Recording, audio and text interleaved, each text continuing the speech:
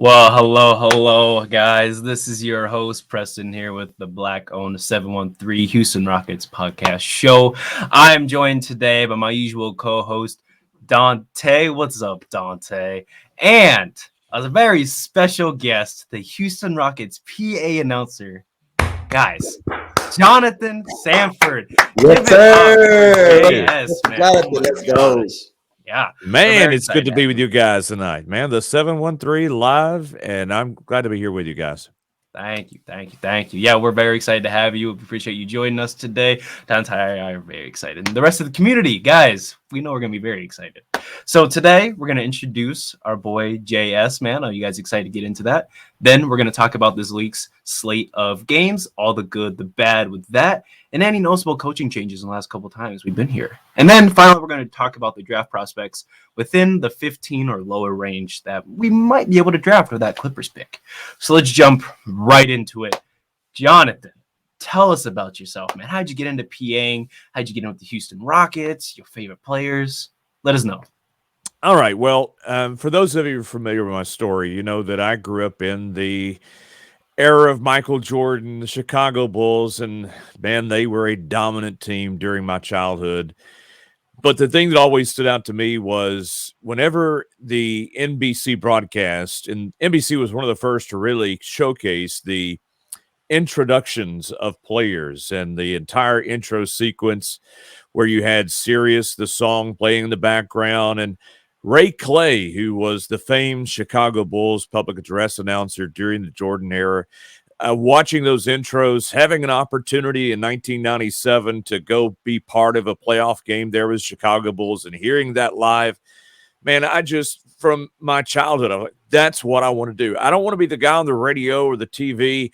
I want to be the guy in the arena. I want to have that Absolutely. intimate connection with the fans that it was so special to me to hear that as a fan, hearing Ray Clay call out the names of the players and the emphatic announcements that he would do during the game. So I was hooked from an early age.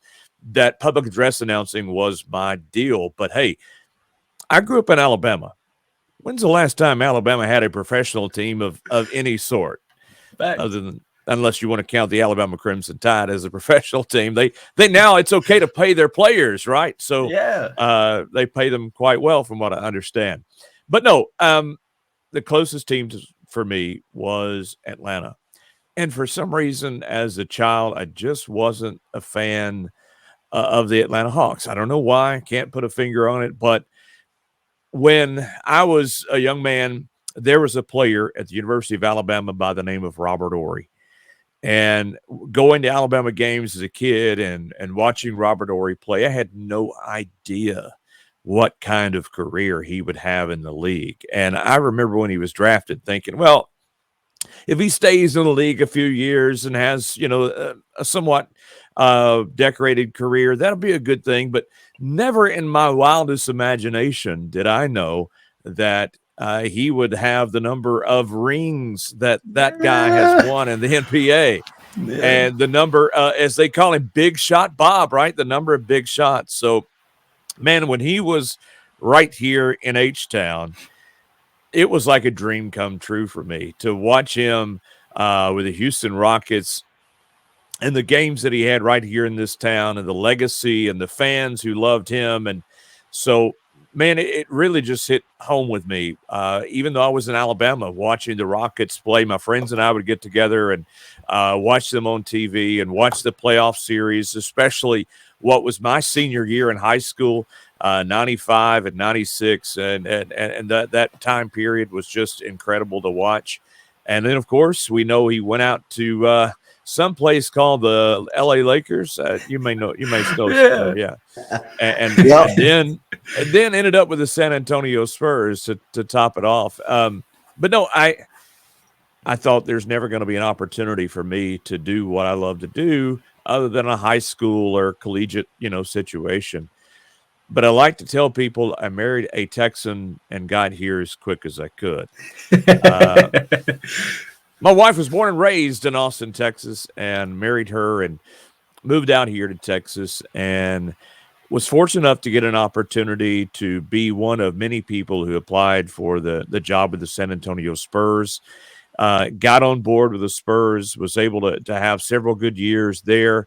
Um, I don't know if you guys are aware that my wife in 2016 was diagnosed with cancer Yes, sir. and has been battling that since then. And 2018, I made the choice that we were going to get her here to Houston, which has the best cancer hospital in the entire country. So Yes. we made the move from Austin uh, to Houston, back to Houston in 2018, and I gave up the job with the Spurs. It was like, listen, I love it. It's my passion. It's been my dream. But I have a wife and I have 5 kids, and I want to make sure that they get to have their mama around for a long time. So Yes. give her the best doctors that we could possibly find. So we made the move here to Houston. 2018, 2019, 2020, not doing what I love behind the mic for an NBA team. But fortunate enough, the Rockets reached out to me in 2021 when Matt Thomas, who was the PA announcer here for several years and also back during the championship years, that he was going to make the move to radio and was able to get an opportunity to come in and let them hear me. And it was for me, just I remember getting the phone call that they were inviting me to be part of the Houston Rockets as their PA announcer. And I thought I never would have in my wildest dreams ever imagined that I would get to do this again. And so, man, what a blessing for me. Yeah, well, let us tell you, we're excited that you not only you're here, Yep. but that you got chosen. I mean, you were clearly the right choice out of the people that were available. And, that heartfelt story, when it came to your wife and then children, that really does hit home here. And I mean, not only giving up your passion, but I mean, that's just goes to show that, family is really everything. And family what makes you love not only everything around you, but your job too. And, as a man, you did what you had to do. You made the right decision there. And I'll tell you this real quickly. My wife, she would say, Jonathan, you're going to get another chance one day. And I would always, no, it's not going to happen, man. You don't give up. There's only 30 of these, right? Yeah. You give up one, you're not going to get another chance. It's kind of the way I felt. And every time I would say, she would, no, something's going to happen. You're going to get back behind an NBA mic one day. And man, she was, she had more faith than I did. And that's saying something with going through what she was going through. To have that much faith stood out to me. So I have to give her all the credit. But man, the city of Houston, the Rockets organization, you all as fans, dang man, I can't tell you enough how just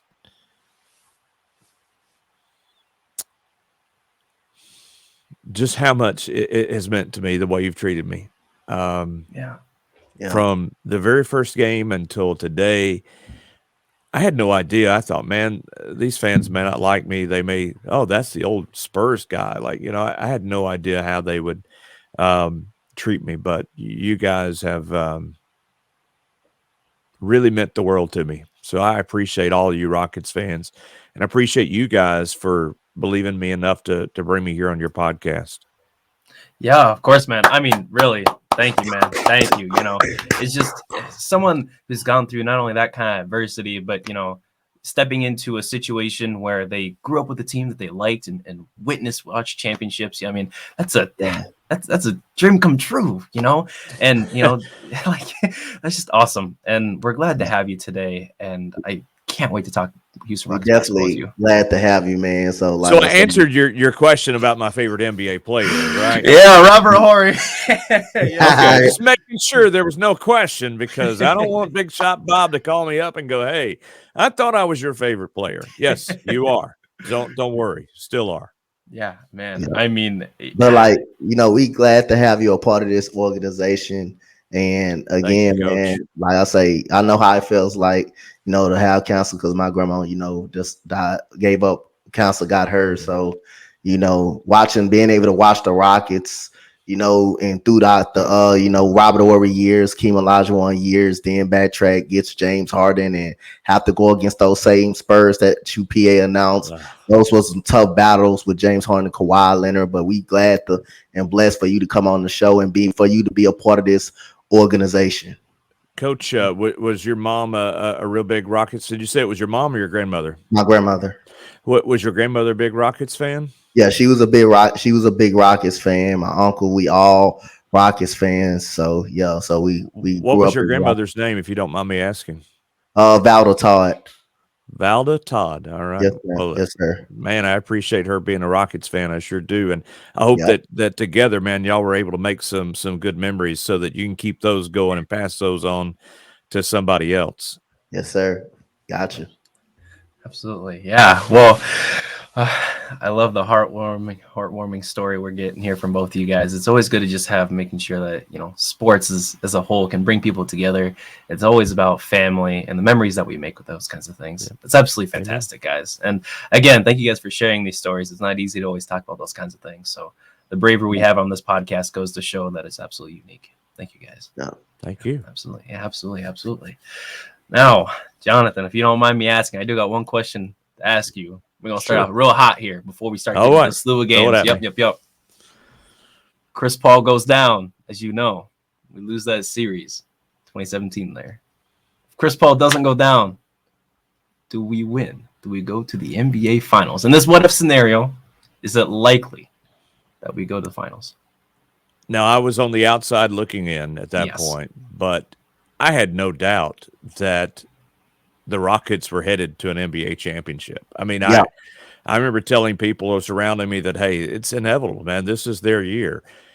And I don't know, man. That sometimes I wonder, is there some kind of juju that's not right, because that just came out of nowhere for me. And again, I was on the outside looking in, but I would have sworn there was no way the Rockets are not going to be the NBA champions and losing Chris Paul like that. I mean, and there was more, situations that played out there, but that was certainly like, golly.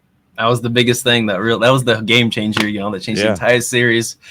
But yeah, most definitely, it's what did you think, Preston? I mean, did you believe that you guys were I saw we was up. I was like, yep, back it up. I went to bed, waited. I didn't get a catch the next game, actually, because it was during the week.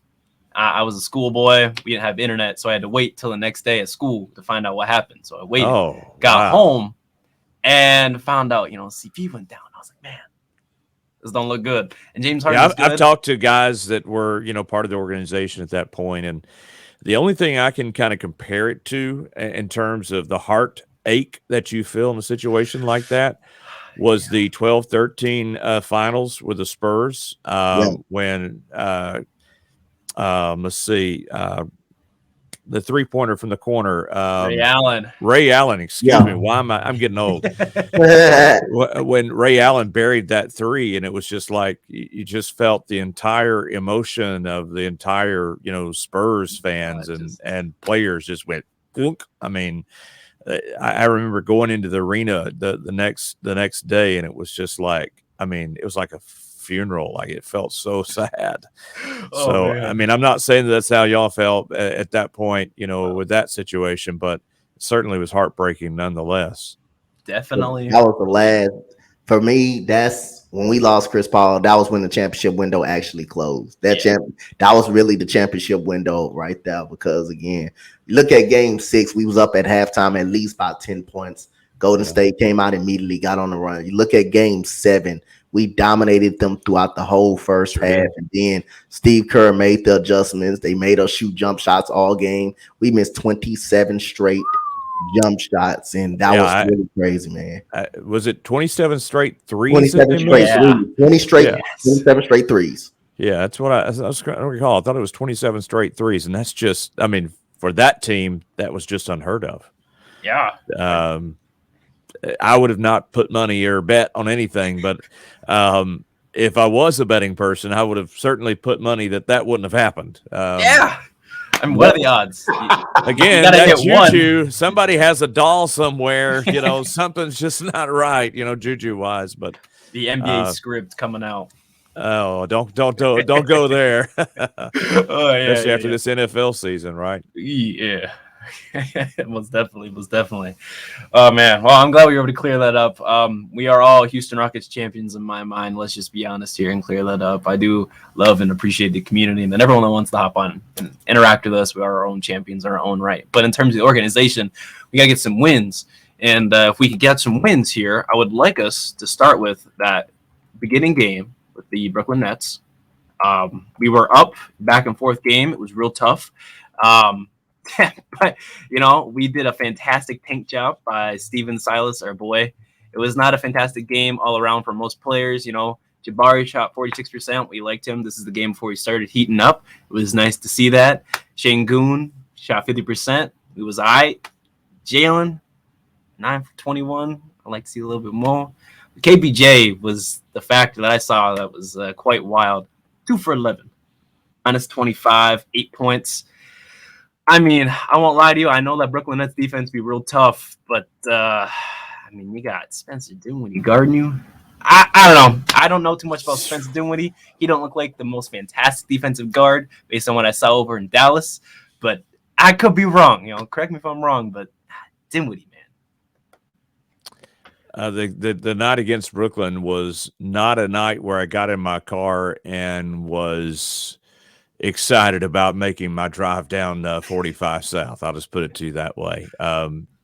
That game, the second half especially, didn't leave me with the best taste in my mouth for a few reasons. Like it just felt like the atmosphere that night, and I remember remarking this to people around me, didn't feel like the atmosphere that night was really where it has been at various points in this season in terms of inside the arena. I wanted to see the atmosphere be more intense, but it just felt like the entire night just kind of had a lull to it for both the on-court performance as well as even what I do behind the mic. It just didn't feel like things were clicking for us. Oh yeah, man. So like anytime same thing, I get up on here and I complain. Again, who are we beating making 7 3-point jump shots? And when most of them are wide open, who are we beating when we're not beating nobody? And we're just not a great shooting team at all. We just don't have much shooting. And I'm glad Jabari Smith, and I said it lab thing when we was giving our expectations to players. I want to see him be more confident. I want to see him get more of a rhythm and start knocking down these open shots. So this is 3 straight games. You really seen Jabari Smith be confident, start knocking down open shots, using his height the right way, and just be confident shooting the basketball. So this is the first time throughout this whole season he's been really consistent in the last 3 games. So you can't win a game having 19 turnovers. You're not going to win a game like that at all. You know, most of the turnovers just be atrocious lob ball turnovers, fast break points. They had 21, I believe, fast break point. They had 12 total fast break points, I believe. Yep. And again, man, points in the paint, they had 38, but we outscored them 50 to 38. But again, this is a game with Brooklyn defense really tighten up in that third quarter. I say when you go to 3-2 zone, when you go to that 3-2 zone, like everybody does against us. Everybody has done against all season everybody long. all season long has done that, and it's just been really the same thing. The offense stall, ball movement just stop, and it's just like it's just no answer. We just have no answer for the 3-2 zone. But they don't respect us from the outside. They don't respect us shooting outside, and that's been all year. So at the end of the day, when we can't score. We can't score the ball and put the ball in the basket.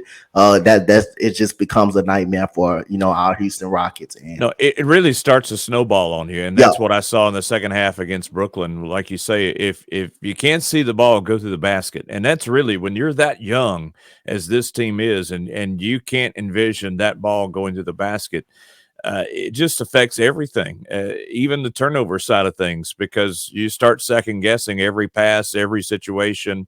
And when you get a wide open shot, you feel like everything is on me, right? So that pressure, especially with younger players like Jabari, can be rather difficult to overcome. Coach, though, you mentioned Jabari's performance over the last 20 plus over the last 2 games. Is that my remember that? Last 3 games, yeah. But you mentioned the word confidence. Yeah. And that's one of the interesting things is I think he was asked the other day after a shoot around, was confidence, was this a boost in confidence or, what's and he actually said it really wasn't as much about confidence as maybe we may tend to believe it. But I watched him at Auburn, being an Alabama fan, Auburn's our biggest rival, but I respected the heck out of him at Auburn. And one of the things I always noticed about him was the fact that if he started off, if he saw the ball go through the basket early, it would roll for him, right? And I think that's been the thing with the Rockets this season is that, when you're on the court with that many younger guys and you have limited opportunities, And it's not like they're running the offense through him or running, a lot of set plays for him. When he does get those wide open shots, you can easily overthink those Yep. shots. Yep. And I don't know if it's much about a lack of confidence sometimes, as it's just, man, once you see the ball go through the basket a few times, it starts to gain some momentum for it. I don't know what you think, Coach, but that's kind of the way I feel about it when I'm watching him this season. Like I said, I definitely agree with you on that. That's why I say when he made these last 3 games, I've been seeing a little confident shooting in him, because immediately when you're seeing that ball go to the basket, your eyes light up. Your eyes light up immediately when you see the ball going to the basket.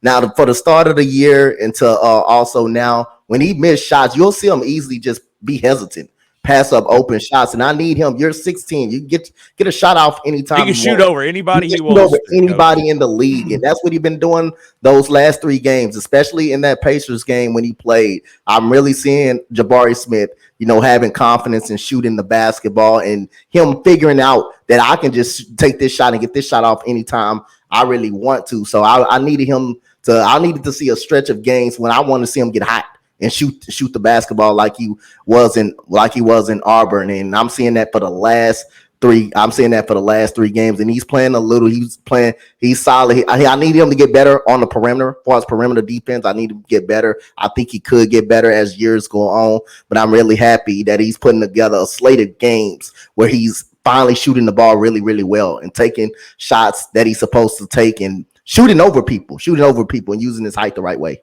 No, Coach, I mean, if you think about the rest of the season and what's on tap for the Rockets, you know just as well as I do, this is not an easy schedule coming up. With Boston on Monday night, L.A. on Wednesday night, back-to-back with the Pelicans and Golden State coming into town. Those are just our home games. That's a tough slate of games. So, to me, it's not about wins or losses so much as seeing guys like Jabari just build some momentum toward the end of the season, because when you build that momentum here toward the last of the season, that can carry over into the offseason. I really and truly believe that. And I just want to see guys like Jabari be able to keep that momentum going so that by the time this season is over with, they feel a little bit better about – they may not feel better about the team as a whole, but they feel a little bit better about their ability individually to contribute to this team when it reassembles in whatever form it is in the summer. Yep. Man, makes a lot of good points there. We hope so. I mean, we did see KPJ and Jalen and James Harden in the lab over the summer, and that was real good to see. We did see KPJ in the lab quite often, and Alperen Şengün working with Hakeem over the summer, and we've seen the fruits of that with his spin around and the hooks, Beautiful. man. I mean, So LP in the paint is just, butter, bro. I love it. Fun to watch, is it not? Yes. Fun to watch. It's art. LP in the paint is art. I love it. However, we've gone this far without even talking about it. Not 1, but 2 monster jams by Jalen on top of Claxton. Guys, oh my gosh. I was chilling in my seat, okay? I jumped up and about flipped my table after the first one. Then the second one with the left hand, man, hit the man. And for Jalen to go with his left hand that way, which is not something he normally likes to do. No. That was brutal.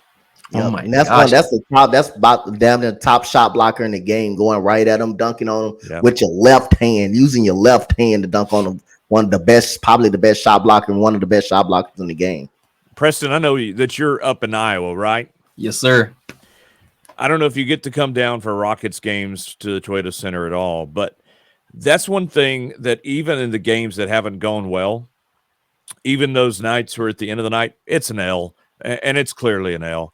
But there are moments like that we've had that you mentioned with Jalen, those 2 just absolutely tremendous jams, that the fans, when they're leaving the arena, they're not talking about the L.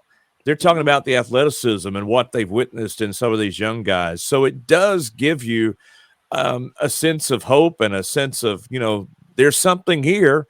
Just got to see it, build together. And so moments like that have been very valuable to me as an announcer this season. And I'm sure to you, whether you're in the arena or at home, it doesn't matter. Either way, you're watching it and you can appreciate when you see, stuff like that happen. And for me anyway, it makes me feel like, okay, there's something to work with here. Yeah, man. Some of you guys see my Twitter. I got a Jalen GOAT agenda that I always push. The second he does something good, I'm all over it. I'm very Jalen biased. I mean, obviously, I'm I love Jalen He Green. paid a lot of money for that jersey, folks. A lot Yep, of money. yep, Yeah, yep. definitely. But yeah, man. Yeah, I mean, it's just like I've done comparisons between Kobe in his second year, Devin Booker in his second year, Donovan Mitchell in his second year, and Jalen Green's got the highest true shooting percentage other than Donovan Mitchell. He's scoring the second most amount of points out of that group of guys. Second most amount of rebounds and assists with a coach that really don't know how to coach a correct offense as the head coach, And I mean, if we got Jalen Green doing that with this, I can only imagine, if we get somebody like we've discussed on the podcast, like a Kenny Atkinson, and we saw what he did with the Brooklyn Nets. We've talked about that quite often. What he did with the Brooklyn Nets over there with D'Angelo Russell. Imagine we had that kind of growth for a coach down here in Houston. The sky's the limit for Jalen, and I will definitely always be pushing that Jalen GOAT agenda, whether you guys like it or not. He is the pro Jalen Green advocate. That's what we'll say tonight. Yes. Preston, the pro Jalen Green advocate. There we go. Absolutely. But yeah, like we said, Claxton, just him getting over with Claxton so easily, not once but twice, and I believe Claxton actually leads the league in blocks right now, and he's second overall blocks per game. So for him to be able to do that on someone who had 4 blocks tonight, had 13 rebounds. It's nice to see that our guy can get up and get some bounce and land some haymakers on him. And not only that, but KJ had some nice wide open fast break dunks tonight too. Despite him only playing 26 minutes tonight, 27 minutes, it was still good to see him out there. I think you need to go back and think about last year at this time. Would he have been able to do that this time last year? I'm not sure. I think there is some growth for the young man. So I think that's a sign of some maturity, a sign of some confidence, and also a sign of some aggressiveness. Yeah, man. It's also good that he's got his brother back on the court, KPJ. I mean, he's been playing well without him, nonetheless. But since he's been back, we've just seen in my opinion, a different Jalen Green. Him and KPJ just love to push each other, love to kind of go at each other in terms of like, oh, you hit that, you can hit this now, you can hit this now, and then they both go just back and forth. Usually in offense, not so much tonight, shooting 2 for 12, 2 for 11. But you get the picture, KPJ is just out there, and it's always a fantastic night. And also, I do want to say before we move on to the next game, despite KPJ only having 2 shots tonight made, he still has 7 assists. He's still moving the rock, He's still out here helping everyone get their own shots, which was nice to see. And I like the chemistry that backcourt has, Despite them not playing too many games this year together, KPJ was able to come back and almost pick up exactly where he left off. So that was very nice to see. Another thing right before we go, Tari Eason, 3 for 5. As you guys know on this pod, I'm also a Tari Can't believe we haven't mentioned Tari yet. Yeah, I'm a big fan of him. Big fan, huge fan of Tari Eason. I'm a big fan of Tari Eason. I'm also a big fan of watching Tari Eason's mom's post on Twitter. Yes. Like if you want some fun, entertaining, just follow her on Twitter because she loves her boy. She loves this team, and man, she is mad supportive of these Rockets, and she'll let you hear it on Twitter, man. She'll tell you how it is, and it's fun to follow. She got a lot of passion for her kids, and I really admire her for that. Me too, man. Me too. She's a fantastic woman, appears from Twitter, and she's always got something to say. I love the comments. She does sometimes post the text messages between her and Tari, and her trying to get in her son's head, make him work a little bit harder. You can definitely see him on the court, just like full head of steam, 100% all the time. Like I say, he's like I don't want to say like a better, but he's like that David Nwaba type. Just someone that goes out there, gives you 100% energy no matter what. He'll still get you rebounds, points, get you some blocks, steals. I just love his all-around game. He's fantastic. Well, you mentioned one thing real quick. How in the world? It blows my mind. He always finds the basketball. Yes. Yes. I mean, I have to go back, like I said, to when I really became a fan of the NBA and Dennis Rodman. I mean, I don't know. I hate making player comparisons because I'm never right at those, but Dennis Rodman always had a way to find the basketball. Yeah. And Tari just has that natural ability to find the basketball. And over these next couple of games that we're going to talk about, it was evident how he was able to find the basketball and rebounds and picks in ways that just at the end of the day, you're going, this guy's a rookie. Yeah. So, He don't Shoot. play. He don't play like a rookie, man. Like I was the like when the draft came up, I was saying when he slipped down because he was projected to be in between the 12 to 10 range at that point. sure was. But when he slipped down, I was campaigning for the right. Go get Tyrese, and this dude out of LSU is legit a great defender. Guard 1 through 4, can handle the ball, put the ball on the floor, and you know what's surprising? A lot of people came in this season and thought his shooting was going to take a dip. He's been a great 3-point shooter for Sure us. has. And he probably haven't done well in finishing at the rim, but you see the relentless effort that he puts on that floor each and every night, no matter if we down or we're winning the game. You see him fighting for the offensive rebounds, diving on the floor for each ball. This is a guy that I love to have on this team. This is a guy any team will take. Any team will take. Absolutely. When you see Tari Eason out there on the floor, giving it all you got and taking the ball to the rim like that, even though he misses most of the time. That finishing is going to come along, Coach. Yes, that finishing is going to come along. He got great athleticism. He got great athleticism. I just love his effort and his hustle, and he just never stops. He keeps coming at you. Even if he misses 1,000 layups, he's going to keep taking the ball to the basket. He's going to keep being aggressive, and I love me some Tari Eason. One thing I do really like about him, other than his 37.6% 3-point shooting, is his mentality. You know, like he doesn't let anything bother him. He gets the turnover. He has a short memory. Yeah, he does, man. He gets a turnover. All of a sudden, he's got the ball again. Yeah. He misses a shot. He got the rebound. He get the offense rebound. I mean, he's averaging 6 rebounds off the bench in 20 minutes. And obviously, those stats are a little elated because, you know, KJ and other plays being out. But still, I mean, KJ off the bench is just a fantastic spark plug. In comparison to last year, I feel like it's kind of like what KJ Martin was at towards the very end of the season, where he started to show that he could have been a starter over Eric Gordon. He, you know, deserved a position or at least some more showtime. Tari Eason is kind of showing the same thing out here. You know, I just love the consistency we've got from him. Again, that finishing will come, but until then, Tari, I just need to make some layups. If he made some layups, keep being Tari. That's all I can say. Yeah. Keep being Tari. Absolutely. And speaking of Tari, man, the last game he had, we're going to move on, by the way, into that Pacers game. OT, by the way. Fantastic game by Jabari Smith. Oh, my goodness. Career high with 30 points and 12 rebounds, 2 steals, and a block. Goodness. Only a -3 in a game we lost by 9. Fantastic play. He shot 3 for 5 from the 3, 7 for 9 from the free throw line, 10 for 19 from the field. Loved it. Despite having Daisha Nick start, who went 3 for 12 and starting up goose eggs everywhere else in 6 points, it was just fantastic from everybody else. You know, Jalen Green, 8 for 23. I know Miles Turner was a pretty good guy, but Jalen Green did turn it on defensively. I don't know if you guys saw that. Jonathan, maybe you saw that up close. That last play, right before it went to OT, where Jalen was guarding him on the perimeter. Tyrese Halliburton tried to drive, and Jalen bodied him. Him up and prevented him from even getting into the paint, which caused the turnover. Big stop there. Yep. Goodness. Yep.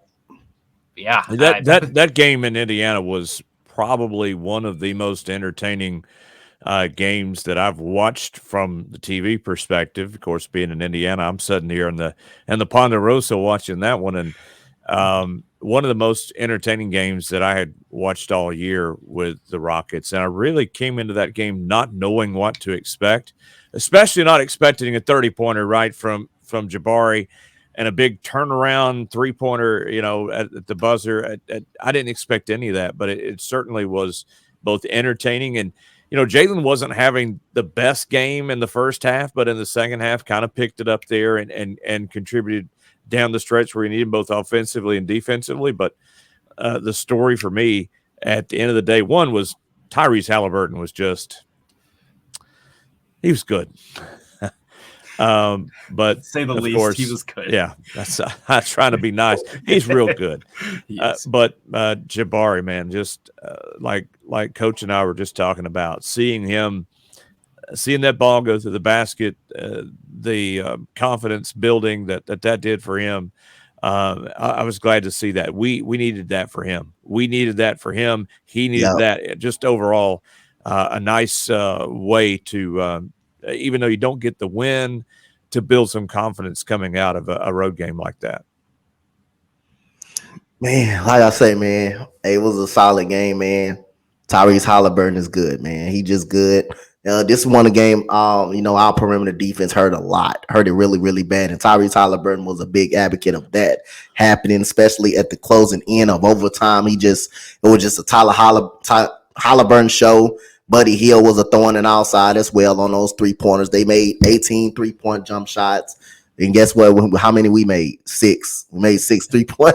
We made 6 3-point jump shots throughout the whole game. But I mean, it was great. Like I said, we was talking about. It was great to see Jabari Smith put the ball in the basket and have 12 rebounds. And Jalen Green got hot in the middle of that third quarter. He got hot. He had a strong start in the game. I thought he was actually fouled when he was going to the rim. I thought he was actually fouled on that play when he was going to the rim. But other than that, man, it was a Tyrese Halliburton show. We couldn't guard nobody on the perimeter, and they were making threes, man. They were making some 3-pointers. So, hey, man, you just gotta give kudos for them how much they made shots, and we didn't execute down the stretch, and our perimeter defense was just bad in that overtime. Our perimeter defense was just bad. Yeah, they just took over. I mean, that's that overtime period. I was kind of like, well, it was good while it lasted, and let's just go Twitter. it was good while it lasted. Let's just enjoy the good from this and kind of put it behind us and get ready for the next game on the slate. That's kind of how I felt. Yeah. My biggest question during that OT was, why was Daishan Nix taking all the shots? Man was 0 for 5, I think 0 for 4, 0 for 5 in the overtime. Bro, I know you trying hard. Like, you got your 7 rebounds, and like, you was doing what you could, roughly, against Tyrese Halliburton. He's just like we said, he's really good. And Miles Turner was really roaming the paint with 7 blocks. He had 21 points. But bro, you can't go up against the tree, who is leading the league in blocks currently, or blocks per game. We just talked about Nicholas Claxton, who was leading the league in blocks total, but Miles Turner, who's leading the league in blocks per game. We just faced, this, how you guys want to see, first, second, third best defender in the league in terms of the paint. And we got Daishan driving a straight line there, man. I mean, on this show, we are very critical of Daishan, but especially if he's shooting 3 for 12. I mean, brother, I don't know what was up with that, but Jonathan, how much you got some insight on what the game plan was for OT? I really don't. In that situation, listen, I'm not going to stand here and proclaim that I have any idea what that thought process was. All I know is that's the way it went down. Yeah, I want to bring up another point. We out rebounded them 58-42, so they wasn't getting second chance points. The problem is the perimeter defense, like I was mentioning, 82. We scored 82 points in the paint. We gashed them in the paint. We got everything they want. They had 58 points in the paint. So it wasn't like they were getting one and second. They were one and done each and every time down the floor. That overtime with those 58 points in the paint, Tyrese Halliburton was just getting into the paint anytime he wanted to. At will. Yeah. At will. Nobody was there to stop him. And we killed them in the paint. We really killed them in the paint. We dominated the paint. We dominated on the boards.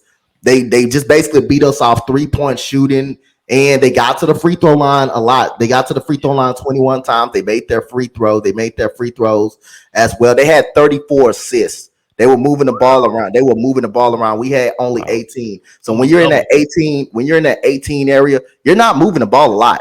You're not moving the ball around a lot. So they did. It's just a point of count. Like I said again, man, we just couldn't play any perimeter defense at all in that overtime, and that really, really killed us so bad. And Tyrese Halliburton was just a one man wrecking crew in that overtime, man. Golly, that dude. Yeah, just keep that in mind though before we go on to the next game, because that whole we'll just say that the top performance Tyrese Halliburton had, we kind of saw again on Saturday night, the next game. Yeah, definitely. I mean, I'll give my props to Hallie here. I mean, almost 30 and 20, putting up Russell Westbrook numbers minus the rebounds here. I mean, did you foresee him being able to play at the level that he's playing at, and with Indy compared to his time in SAC? No, I mean, I saw that he was a very good playmaker over with De'Aaron Fox. I mean, it's just hard to have 2 point guards on the exact same team. You know, we've seen it often. But I mean, Halliburton, the second he came over from the Kings, man, he's just been ecstatic. Like he flipped a switch. I really and truly. Yeah. I mean, I knew he was going to be a great shooter. I knew he was going to be a great shooter. I knew he was going to be a great passer. But as a scorer, no, didn't think that at all. As a scorer, I didn't think that at all. He would be this good as a scorer. And go ahead. I mean, he certainly has proved any of us that doubted his scoring ability, his ability to produce off the dribble. I mean, like, I didn't see that coming. Yep. Definitely not. Another thing I'd like to mention about that Pacers team is their coach, Rick Carlisle, is also very fantastic. He's a very good coach, and he just knows how to tap into that potential. Again, like Luka, changing Luka from that small forward shooting guard role coming into the league to what he is now. You know, Rick Carlisle's got a lot to do with how Luka's build has become. And I mean, not that it's the same with Tyrese, but definitely he's helped him be able to shoot better. Made sure his mechanics are a little bit more clean. You can see he's a lot more smooth and fluid with the ball, you know. People gonna say what they want to say about this. The archetype he is kind of like that Jordan Poole, that kind of flow of like super slithery off the ball. Like, again, De'Aaron Fox, you know, just slithery off the ball, quick, fluid, but also a fantastic passer at the same time. And I mean, Tyrese, second currently in the league for assists per game, but also leading the league in assists total, is just fantastic. You know, how old is he? 22, 21 years old. Being a second in a league category is just mind-boggling. He definitely deserved that all-star spot. We saw it tonight. We shouldn't be surprised at what Rick Carlisle is able to get out of him when we saw what Rick Carlisle was able to get out of guys like Monte Ellis back in, 13, 14, that time period. Jose Calderon. I mean, what he was able to do there in Dallas with those guys, it shouldn't surprise you now what he's able to do right now in Indianapolis. Yeah, absolutely. And Buddy Hield is also almost having a career year as well with Rick over there. Just a good coach. And again, like Silas, but maybe we'll get somebody that comes in, like I say, Kenny Atkinson or Frank Vogel, that can come in and kind of change up the dynamics of the team and give us a culture that we've been looking for so long. But yeah, I think that's all we got for this game here, unless you guys have any final thoughts at all. No, we said everything you could say about that overtime period. Yep. Definitely. So we're going to move on now to the latest game, that Bulls game there, which was actually pretty competitive, in my opinion, up till right there, tail end of the game. I thought it was pretty good. You know, Jabari, again, 20 points, a double-double, 20 and 10. That was nice on 57% shooting. We like that. Jalen Green only had 18 points on 50% shooting. He only did take 14 shots. I'm okay with that. And he did have 7 assists. So, again, we're seeing this playmaking archetype of Jalen Green, seeing more of his as an offensive threat rather than just a 3-level scorer. So, you know, his shot wasn't necessarily going. 50% still good, but you can see, you know, him taking anything less than 17, 18 shots means that they're really pressuring him. And he made use of that by getting those 7 assists, which I did like. KJ Martin was all right in this game, 6 for 11. He had 16 points. And then I'd like to talk about Tari Eason. I mean, 4 for 4, a career high for threes made in a single game coming off the bench. Man had 12 straight points. Wow, guys. Tari, what's going on, man? Same old Tari Eason, man. Yeah, same old Tari. Old Tari Eason, man. I like to get after it, but we looked at great in the first half. Like, again, we looked at solid in the first half, especially in that first quarter when we was up by 11. But, you know, I want to get into the fourth quarter. I'm going to split my switch to the fourth quarter because we lost so many games in the fourth quarter we actually had control over. But that was more on the Bulls defense doing what they were doing. I mean, our guys were getting rattled. They were getting physical inside with us. We couldn't get to the paint. Patrick Beverley was all over the floor for the Chicago Bulls. He was a nagging headache all night long. Then we started turning the ball over. I remember we had 5 straight turnovers in the fourth quarter. Sure did. Off of Patrick Beverley alone getting his hand in the cookie jar. They had 16 fast fast break points, most of them in the fourth quarter. We would turn the ball over back to back, back to back. It was just basically the Bulls turning up their defense and Patrick Beverly just being the anchor of the defense. Then the shot making went. We made 16 threes, but the shot making calmed down in the fourth quarter due to the Bulls defense and getting and attacking the basketball, pressuring our guards and stuff like that. And we would turn the ball over, and the rebounding hurt us. Patrick Beverly got a lot of offensive boards. He got so many. How many of those missed threes? Yes. From like Vucevic. Yes. Several that were misses by Vucevic that somehow Patrick Beverly came up, those long rebounds that he was able to get. And they would, the thing about it was we played excellent defense on several of those possessions where there were situations where we were in guys' faces, hands up, and made good plays defensively, but the long rebounds and the easy putback just, man, devastating, especially in that fourth quarter. Yeah, they got 5 offensive rebounds. They got 13 offensive rebounds. Most of them was Patrick Beverly. And like Jonathan said, we played great defense on most of those possessions. The weak side, he was just coming across, getting the offensive board, giving the Bulls a second opportunity. And then you seen Zach LaVine and DeMar DeRozan start doing whatever they want to in the fourth quarter. It just seemed like our guy, once they got the lead, our guys just stopped playing basketball right after that. I felt like if they got the lead at any point in that fourth quarter, that it was over. I mean, I don't know why, but I just felt that way. I just felt like it was tied several times there in the fourth, and then when they went up by 2, it was just like, oh, here we go. And you're exactly right, Coach. It seemed like the pressure defensively just amped up tremendously in that fourth quarter, and pressure. It busts dams. I mean, that's what happens when you're a young team and you got a veteran-laden team like they have, and they put that defensive pressure. And Pat Beverly's going to touch you, man. Let's just put it that way. I mean, he is all over you, man. He is in your face. He is. I mean, that's the way he plays. And I mean, that first quarter when I saw him and KPJ going at each other, I thought this might get interesting, But man, that fourth quarter. But I did want to talk about Zach LaVine. Okay. I don't know that there's anybody quicker than I've seen Zach LaVine the other night. I mean, his ability to just start off the dribble and just find a way to get in front of the defender was just impressive to me. Yeah. I mean, again, like you said, you watched it close up in person.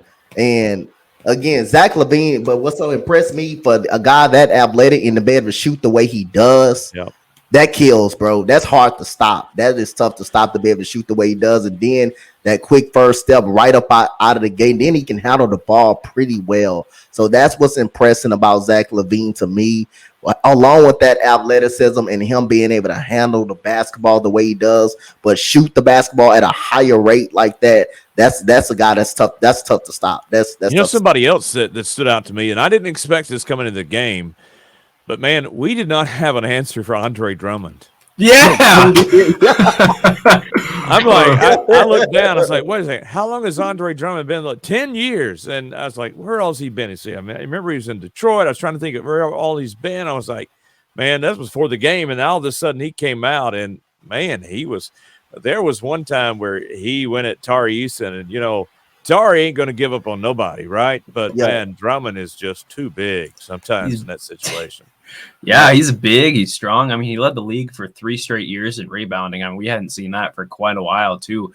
Drummond's just really got a knack. So, again, kind of like that Dennis Rodman thing we was talking about earlier. He's just a knack to be able to get the rebound, get the ball anywhere on the court. He played, I think, 10, 12 minutes here and got 2 offensive rebounds, I mean, immediately. And then, again, like we said before, the offensive rebounds really just killed us from those long shots. And Zach LaVine is just a handful. And sometimes in my opinion, I think he's a little bit of a streaky player. Not that he is streaky, but he has streaks of those up and downs that are a little bit of that web and bow. I agree. A little bit more than a normal shooter, I would say. But I mean, 36 on us, like, I'm surprised he wasn't having more. We have no answer on the perimeter usually, as it was, and they came out and still shot 47% against us, despite us actually making more threes than them.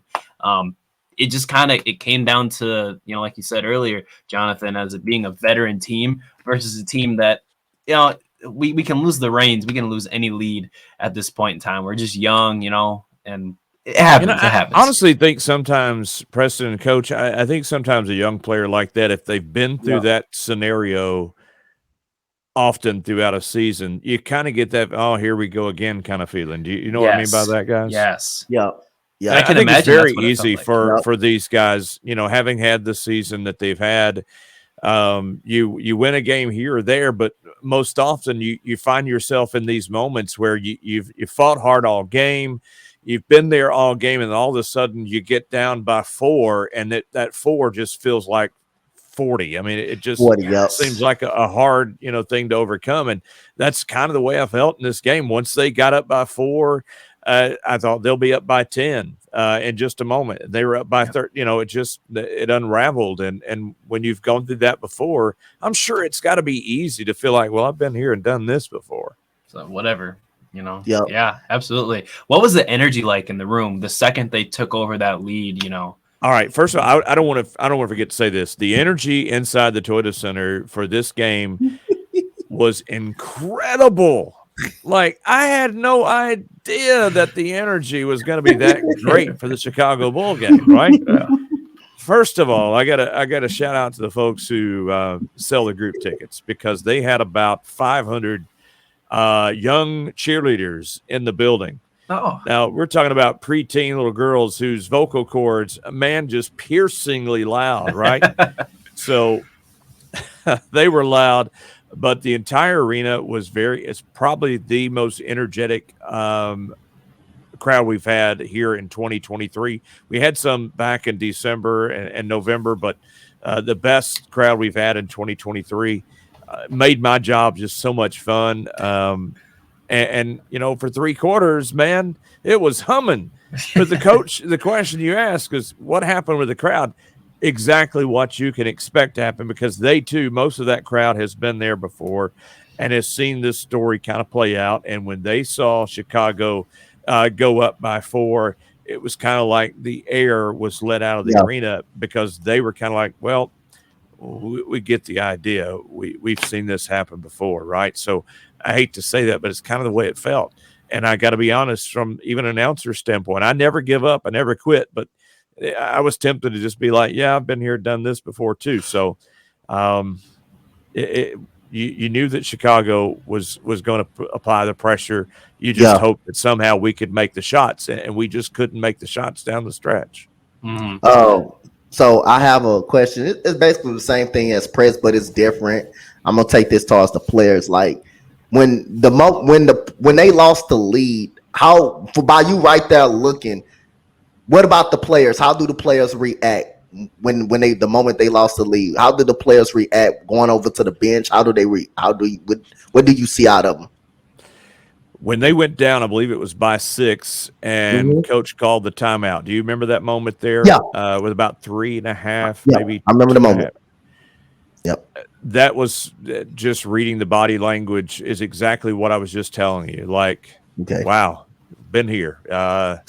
And the coaches have to do everything they can to try to turn that back around, right? You have to try to refocus and get the guys to believe that this is not an insurmountable, challenge for you. But then that's easier said than done. Yes, it's easier for us from this side to say, oh, you ought to be able to get those guys motivated to go back there and cut into that lead and get the stops.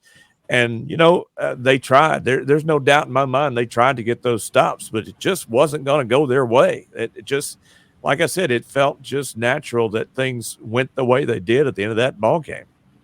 Yeah, I mean, it's to your point, about them just kind of saying it is what it is at that point. And it's kind of hard to be able to feel any bit of positivity when you're down a game where you were up for the majority or fighting, they start to mount a lead. It's hard to kind of come back into it, when you've won less than 40 games between 3 seasons.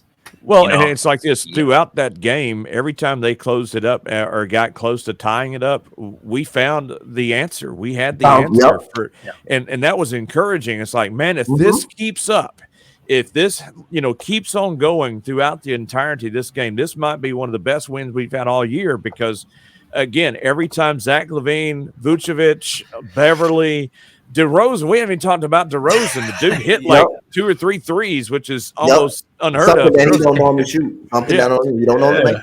But it felt like every time they made the run and closed it within 2, we found a way to convert and pull back out by 4 or 6. But then in that fourth quarter, it just didn't happen that way. They amped up the pressure and they got the turnovers and they got the quick transition buckets, and man, it spiraled. Yep. A thing I think that really turned it to a different game for the Bulls at that point in the fourth quarter is not only do they think that, they're facing the Rockets, they got to win this, but they're also trying to make the playoffs. They had a disappointing playoff run last year, almost got swept by the Bucks. They took one game, but, a gentleman's sweep, I guess, from the Bucks. And they've just had a horrible season. Very underwhelming, especially because Lonzo Ball, who my heart really goes out to him, has just been out all season with that horrible injury. I think it's his knee that's been kind of mangled up. Yeah, man, it's just been horrible. And for them, this is probably they're down the stretch here. They're thinking we have to push. We have to make the playoffs at this point. And they're probably not making it out of the play-in unless one team loses 8 or more games in a row. Just kind of looking at the standings right now as it is. The difference between the 6th seed and the 10th seed, which are the Bulls now, is 8 games. I don't see the Knicks losing 8 straight and the Bulls winning 8 in a row, just how it is right now. However, it was still good to see that our guys were able to keep up with a contending a playoff bound team who has high aspirations. It feels good that our guys are able to come in and not only compete at the highest level, but not even really give up until the lead felt like it was insurmountable. No matter. And please don't misunderstand me, folks. You ought to be, I think, in my own mindset here, I think you have to be pleased with what you saw through about 3.5 quarters, because again, it's not like Chicago just waited until the last 5 minutes to flip a switch. I mean, they were playing aggressive all game, and we had answers for them for 3.5 quarters. But it's the way it went down at the end. I know that's sometimes the lasting memory is the last of a game, but if you go back and Jalen Green was shooting well from 3, there were multiple moments in that game where you found something positive. Tari Easton, I think it was 4 for 4, as we mentioned, from 3. So yeah, it's easy to remember the last of the game, and I don't want people to think that I'm down on it just because we lost, because I'm not. Honestly, with the crowd, the energy, the performance in 3.5 quarters, it felt a lot better than, say, the Brooklyn game a few days earlier. Oh, yeah. The vibes are much better than that Brooklyn game. This may be Patrick Beverley's best overall game that he have played really all season that I've really seen him play, for us hitting a 3 ball. But it's what do you have? 18, 16? What do you have? 16 I think he had about 16 points. He had about 16 points tonight. 16 points, 4 for 5 from the 3, 10 total rebounds, 5 and 5 in terms of defensive and offensive rebounds. I mean, Pat Bev did Pat Bev things. I didn't expect him to get 10 rebounds on us, but he did Pat Bev things. What I was saying though, you saw his impact when he's on the floor on the defensive side of the ball, the way he was moving around and being able to put ball pressure on the basketball. You saw his impact getting the offensive board. You saw a couple of times when Alp or Jabari Smith would be inside the paint, or when Jalen Green go inside the paint, he'll immediately strip him. He'll immediately reach down and kind of strip him. And you can see the Bulls defense once they see him playing as hard as the way, and then all of a sudden everybody just start amping up on the defensive side. So you got to just give credit to the Bulls, man. The ball pressure was really, really good. Him and Caruso at the guard position. That's tough, man. That's tough. He draw the offensive foul earlier on Kevin Porter Jr. When you got guys like that can put pressure on the ball and make it uncomfortable for you, especially when you're 19, 20 years old, that is tough. That's tough. I guess we might not forget to mention, and just watching what we saw, and that was Pat was the emotional leader of that team on the floor the other night. I mean, he brought a lot of emotion, like he normally does. He brought a lot of emotion to that game, and I know that you guys were talking about their fight to to get a play in, and you've got to have that emotion. You've got to have that fire, even if you're playing a team that's only won what I think we've won 15 15. games. 15 games. It doesn't matter. You still have to bring that emotion. So, I mean, for him, hats off to Pat. Yeah, most definitely.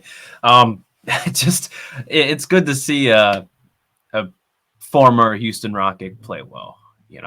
I like to look at what he's done throughout I his tried to career. give him some props in the intro. Yeah. We were going through the intro, and not like I didn't go, Patrick Beverly. No, I didn't. I just, No. just a little bit of, just a little bit of love. Yeah. Just because of I know he, I wasn't here at that time, but I know how loved he was by the Houston fan base. So got to respect that. His story coming into the league is also fantastic. I like him, how he, the overseas and fighting for a spot and then being able to make it on the Rockets is just fantastic. I love a grit and grind player. And I mean, Patrick Beverly is the embodiment of Black Air Force energy. I just love everything he brings, man. But, with that, of course, our odds do increase. And right now, according to the NBADraftRoom.com website, we are slated to still pick Victor. So I'd like to talk about that. Now, we've talked about Victor and the top 3, 4, 5 guys quite often on the show, as is every other pod. So I'd like to do something a little different today and talk about the guys that we might be able to pick up with that Clippers pick. We were able to swap it with the in the trade for the Clippers here. It was the Bucks pick originally. So now we have the best option between the Bucks and the Clippers there. It looks like it will be the Clippers there at pick 19, and we're slated to grab Chris Murray according to this. But of course, the draft doesn't always play out exactly how we think it's supposed to be. Yeah, I was going to say, I know there's some guy in Iowa that's rooting for Chris Murray. Yeah, Chris Murray. Yep. Don't tell anybody. Don't tell anybody. But yeah, we'll see what happens here. I've been looking at some of the other guys here. As you guys know, on the pod, I have Anthony Black high. I love Anthony Black in college right now. In my opinion, he's the best all-around player in terms of playmaking, rebounding, scoring, and defensive attitude. I love everything he does, but he's going to be too high for us to grab unless we can trade up somehow. So do you like Anthony Black more than Nick Smith? I do. In my opinion, Wow. I have Anthony Black on my leaderboard here for top 10 picks, number 7. Wow. Okay. Yes. He's, to me, his ceiling is just, it's incredible. I mean, a guy that's got that high of an IQ playing small forward, we've only seen very few of, and all of them have become elite point guards in this league. True. I'm not going to name who because we're not going to do comparisons yet, but he's just a fantastic guy. So my next comparison, the grade down from him, has been City Sissoko. Hopefully I said that right. He's a G League Ignite guy. He's been really, really well. He does not currently have a NBA comparison, which is fine, but he's a 6'7" guy from France. So compare him up with Wemby. That'd be nice. He's 6'7" and 220. He's got almost a 7-foot wingspan at 6'7". I think he would be a fantastic guy to have on our team. That's the name I got to be honest with you. I don't know about you, Coach. That's not a name that I've thought a lot about, honestly. No, I haven't thought a lot about that, but I am tell you a name that's interesting to me in the top of the draft. I think like I say Brandon Miller. I actually from out of Alabama. Brandon Miller is a guy that's very athletic, that can shoot the basketball, that has the tendencies of getting his own shot. He doesn't need the ball to be pretty much that he can play without the basketball as well. Brandon Miller is really exciting. To put, he can play play 3. He can play some 3 guard for you. So I like Brandon Miller, man. If Wemby doesn't work out, we can't get Wemby because, to be honest with you, I can care less if we win all of these. Even though I know we're not going to win most of these games, but if we somehow do have an upset victory or somehow play well. We had the worst record almost for the last 2 years, and we still didn't come out with the number 1 pick. So again, it's no guarantee if we lose every single game we get the number 1 pick. So my eyes is basically more focused, on I like Brandon Miller. I'm just gonna say I like Brandon Miller as a player. It's possibility that we can pick up another guy that's a possibility early in the first round, probably at the tail end, is Tyrese Proctor from Duke, guard from Duke. Yep. Tyrese Proctor is pretty good as well. Keontae George from Baylor is good. It's really interesting as well. So those three guys is really interesting. So Keontae, what he's projected to go, 10th, 9th, somewhere? Yeah, about 9th, 10th, up in that area. Yep. So the Clippers pick you were mentioning, Preston, where is that? You said it's going to be at 18th? 19. As of right now. Yes, sir. Yeah, I know that right in that area, of course, you've got Sensabaugh and Lively, and I like Lively. I do too. You mentioned Chris Murray, of course, and Ryan Rupert might also be a very interesting pick. He's I think they have him listed as a forward, but I think he plays guard for France. He's really a shooting guard, quite honestly. Mm-hmm. Yeah, he's very good. They have him listed as a Nick Batum like. I don't think his defense is quite where Nick Batum is at. Not saying that Nick Batum is a defensive stalwart, but he's had defensive moments. Of course, we haven't even seen him in the NBA yet, so I can't say for sure. But yeah, Ryan Rupert would also be a pretty good guy to come in on the team. He's 6'7" with a 7'2" wingspan. We were talking about Arkansas a few moments ago, and of course your desire to see Anthony Black go a little bit higher than his projection. Nick Smith was injured earlier in the season, and really it's not until the last quarter or so of the season that people really started to just begin to see a little bit more about what he's capable of doing. I'm really high on Nick Smith. Like, I know the Thompson twins pretty much have that 4th and 5th spot. That's kind of where everybody's been putting them, but I wouldn't think it would be a big reach to put Nick even above the Thompson twins, away the end of this regular season, the conference tournament went for Arkansas. I watched him, take on Alabama, and boy, he was a thorn in Alabama's side in both games they played, whether in Tuscaloosa or in Fayetteville. I'm pretty high on Nick in terms of maybe being drafted a little higher than what has been originally projected for him. Yep. Definitely. Yeah, that's a good pick. I can also kind of browsing some second round guys that say that Clippers pick falls down real low to that 25, 26, 27 pick range. Someone I'd like to see coming out of the second round that I'd like to draft up higher is Terquavion Smith. He's been pretty good. He's projected to be like a Bones Highland kind of guy. He plays for NC State, North Carolina State. Yep. He's 6'3", and he's got about a 6.5 wingspan, 165, but he's uber athletic.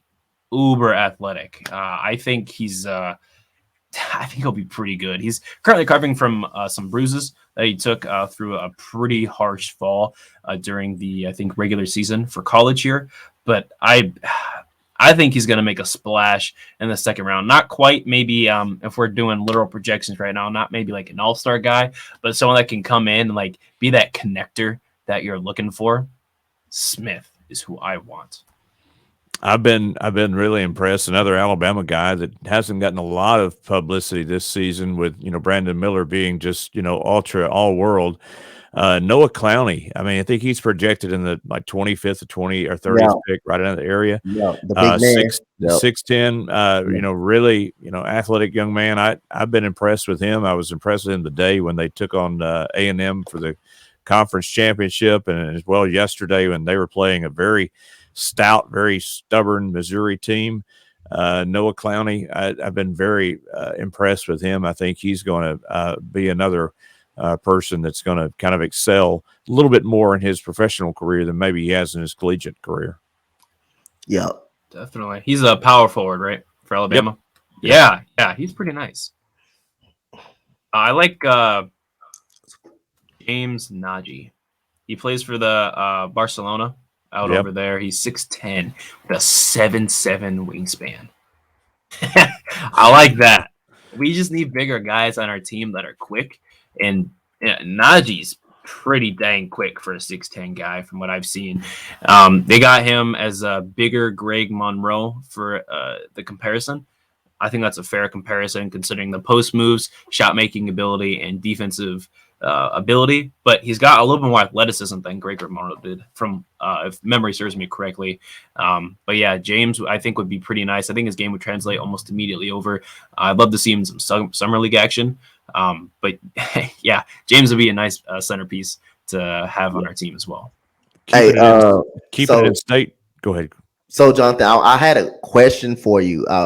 It's about Tata Washington. Your overall thoughts on his play when he does. We don't see him a lot. I don't understand why we don't see him too much. Throughout the time that he does play, he gives all he has. His shooting was coming along pretty okay. His shooting was probably in and out, but I thought it was coming along okay. But what's the deal on Tata? Give me your overall thoughts on Tata Washington and the time he does got, and why you think he's not probably on the rotation, not playing? So I can't answer the question as to why he's not in the rotation more. But if you look back to the early part of the season, he was shooting the ball a lot better than he has as of late. I mean, that's obvious. Even that floater that he's so talented with, so smooth with, hasn't dropped in latter games like it was earlier. But even with that, his assist to turnover ratio, he's taking care of the basketball. And if you're looking for a future point guard, if you want that style of point guard who is going to fit that kind of assist mold, but can still, get his shots, I believe that Ty could be that person. If you don't bring in a Scoot or somebody of that nature.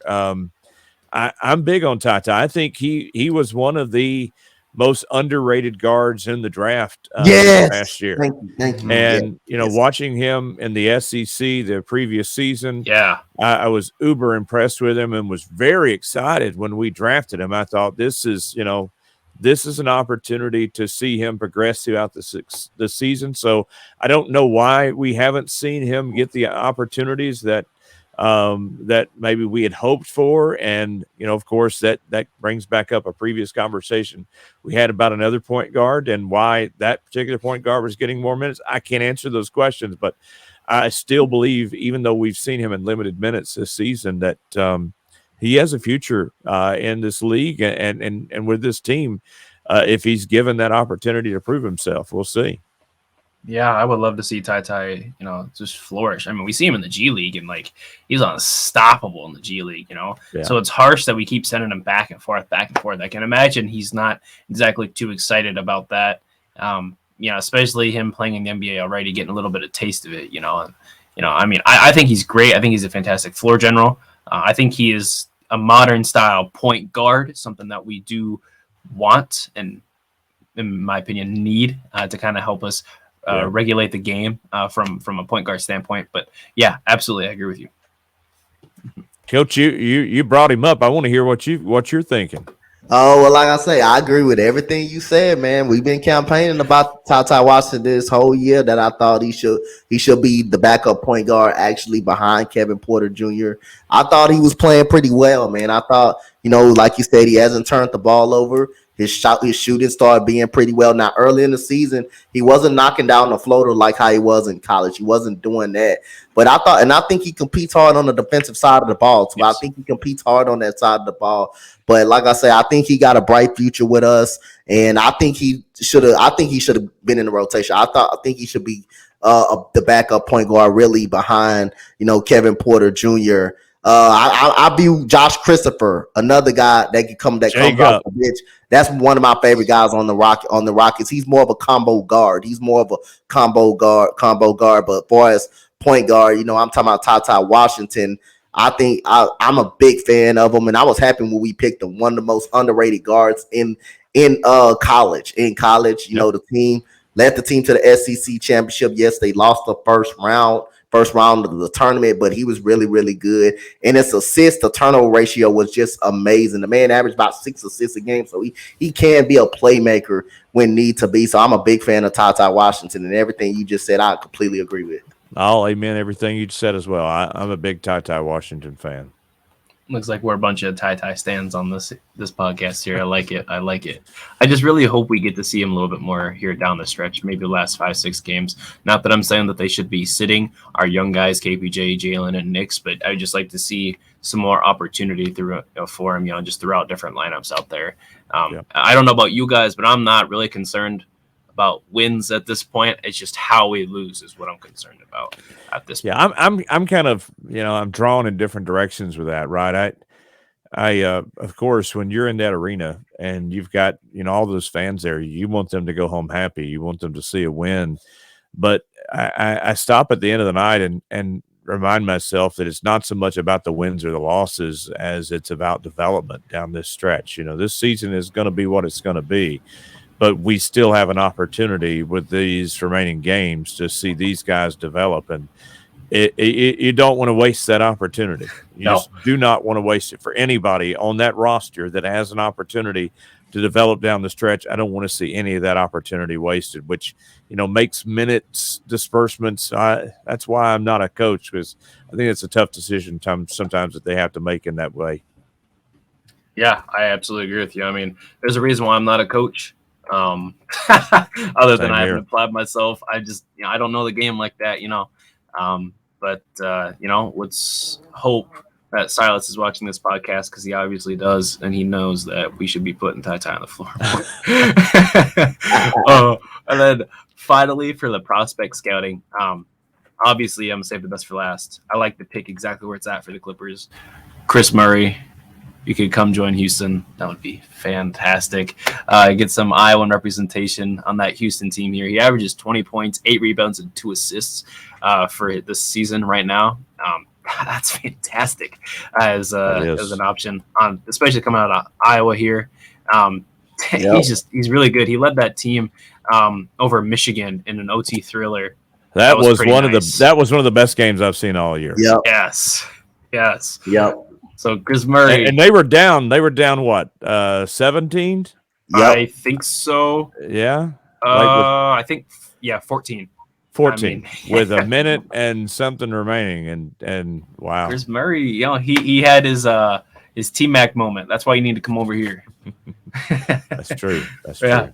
absolutely. But yeah, he's just a fantastic guy. 6'8", 225. I mean, he's got a pretty good wingspan too, sitting at about 7 feet long here, and we like it. His comparison is James Posey, who I'm not sure who that is, but I know Otto Porter, so that's the next comparison there. Yeah, very smooth. And I mean, if we could get a guy that's NBA ready to just kind of come in, slot in, and not really have to worry about development other than getting him like, this is what the NBA is like, and these are your NBA reps. If we could get someone that just can slot in immediately and not have to worry about too much about, he doesn't need the ball, doesn't need this or that, I would love that. That'd be absolutely fantastic. That's all we need, is a guy who's on the younger side, still got some fresh legs, but isn't worried about, like, am I going to make it in the league? I mean, look at Keegan Murray over there. He's just feasting, sitting wide open corner three, spamming X I'm to get the impressed ball. with his shooting. I'm impressed with Keegan Murray's shooting. I knew he can shoot, but I didn't know he can shoot it that. Didn't know he could shoot that well. Yeah, I did not either. Definitely didn't know he could shoot that well. Yeah, absolutely. Well, that's my take on the draft. I don't know if you guys have anybody else, any other prospect, any last minute guys you were kind of looking at here at all? No, I mean, for me, there's just there's been so much emphasis on the top 5 that it's one of the times in all of my years of following the draft that I've kind of lost sight of 10 to 20. I haven't paid as much attention to 10 and 20 this year as I've done in many of the years past, because there's been so much attention. And Brandon Miller, nobody had him in the top 5 coming into this season. Nobody expected him to perform at the level that he's done. Yes, I knew people that thought, great things of him, but had him as maybe a borderline lottery pick, before this season. And now, I mean, if you take Wembanyama and scoot out of the picture, he's the clear number 1. Good number 1, no doubt. Yes, by far. Not even close. And he looks like he has the ability to. Sometimes I think it's tough to see how a game is going to translate between the college and the pro. but everything I see in his game looks like it will translate well between the collegiate game and the NBA. Mm-hmm. Absolutely agree with you. Absolutely agree with you. Dante, any last thoughts on this? I mean, like I say, Keontae George, Tyrese Proctor, the rookie from Duke Blue Devils guard. He's a pretty good playmaker, pretty good shooter, and Keontae George from Georgia, man, he really can play basketball, man. Yep. I like that. I like that dude out of Baylor. Absolutely. Yeah, these are all fantastic picks. Now, obviously, we're all doing the pray for Victor moment here because we would love to have Victor. But of course, any player we get throughout this draft, I mean, generally speaking, I'll still be happy with. Yep. There is the emphasis, like we've talked about, that from all the losing we've been doing, the reward, if you will, should be Victor. I don't believe in rewards. I don't believe in a reward system and just getting things. But if the basketball gods do hear our plead and cry and prayers, I appreciate them as well. But who knows? All right, let me throw something to you here, Preston. Okay, right now, Detroit, Rockets, Spurs. Between Detroit and San Antonio, if we don't get Wemby and Houston, who would you rather him end up with? San Antonio, because I know he'll develop correctly. I tend to believe that Pop would be able to work well with Wemby. Oh yeah, can you imagine him having a 7'4" Kevin Durant? I mean, that would be fantastic. Not that I want to get ahead of myself here, but if Pop gets Wemby, that's probably a playoff contention, play-in contention team immediately. They have a really strong young core now, and we can see the obvious tanking from the guys. He's, DNPing left and right. We see it as it is. He doesn't want to say that, but it's very obvious, and he's not really look trying. At the two games that San Antonio and the Rockets played last weekend. He did a masterful job of working his roster there for those two back-to-back games. It was pretty fun to watch. Oh, yeah, because we saw at the beginning of the season how the Spurs torched us. Keldon Johnson went for 30 at the first half, and Trey Jones was going crazy. Had, I think, 16 and 10 at the half. I mean, we know Pop can talking about turn it on as a coach. He can turn it on when he wants to, whenever he wants to, however long he needs to. And, yeah, Wemby on the Spurs would be a match made in heaven. But again, like you said, we're all as has been put, we're all praying for Victor, right? We're all, we don't light a lot of candles. In San Antonio, they light candles. That's their big thing, lighting candles. We don't really light candles a lot in Houston, but if you're into that sort of thing, you might light a few candles tonight for Victor. Whatever good juju you need to do to send them our way, please. Please. We've had some rough goings here, and despite, like Dante said at the beginning of this podcast here, we've had the worst record the last 2 years and didn't get the first pick. And in fact, we had the worst record by far last year, and we slid down to the third pick, which, again, I'm very happy that we ended up getting Jabari Smith Jr. However, not having the option for the first and choose between everybody is kind of something that was also different. And we even talked about Chet Holmgren. I mean, the Thunder are just absolutely fantastic. And he's 7'2". He's essentially 7'2" Wemby, and he hasn't even touched the basketball yet. Next year is going to be very interesting between the battle of the bigs for the Rookie of the Year award. That's going to be fantastic. I mean, it's going to be fans, that say we shouldn't win another game and we should tank. Or how the fan base will say, why is we winning ball games? Hey, it didn't work last 2 times. We had, like I said, we had the worst record. Did not work out. We didn't get the number 1 pick. We got the number 2 pick, and we got the number 3 pick. So I mean, again, I wouldn't care if we find a way to win somebody slip away and win 3 games. I wouldn't care about that. I just want to see these players developed and coached up the right way. Regardless if we get the number 1 or the number 1 pick at all, I don't care if we don't. I just want this team, this young team, to be successful in the future, and I just want to see our players coached up the right way, and I'll see how these guys go out there and fight, just continue to fight and try to win. Yes, yeah, absolutely. I think that's what we're desperate to see, Coach, is to see that improvement, to see that. Man, I have a dog biting my heels right now. I don't know if y'all can hear that. Yeah. Come here. You got to do what you got to do. I think they're going, wait, what are you doing, Dad? What's your problem? Feel free That's to what you join. get. That's what you get for having a Chihuahua that starts nipping at your heels as soon as you. Oh. Little thing, man. I love those things. Well, as it stands, Detroit has the best odds to get the number one pick because they've lost one more game than us, 15-53 versus our 15-52. Now, no doubt we'll catch Detroit here in a second with our next game against the Celtics. So for that, I like to preview the Celtics game before we move on. With that going on, Jason Tatum, who's averaging 39 and 5, and Jaylen Brown, who is the second option, averaging 27, 5, and 6. I don't see how we're Embarrassment of riches. I don't see how we're gonna stop them. I believe last time we played them, we also got creamed, which again, not trying to be all depressing, but we did lose by 24, and that was last time we faced them was December 27th, so not too long ago. And let's go reminisce about this game real quick. I'm sure Jonathan remembers this game very, very well, considering we did not play well. Jabari had 6 points. Shingun didn't have any points. That was a game that Dante's been referencing quite often, where Marcus Smart somehow was able to get his hands in the cookie jar and just completely dismantle anything Shingun hub related we attempted to do. Jaylen played well. He had 28 points and 50% from shooting, but he shot 3 for 11. And that was the Raps. Jaylen Brown had 39. Jason Tatum had 38. That was all she wrote. Wow. Yeah. They're licking their chops right now because they want that first seed. They just lost it recently to the Bucks not too long ago, and they're on a 2-game slide as of right now. So they're looking at that game tomorrow as an easy dub and a way to get back into that first game contention.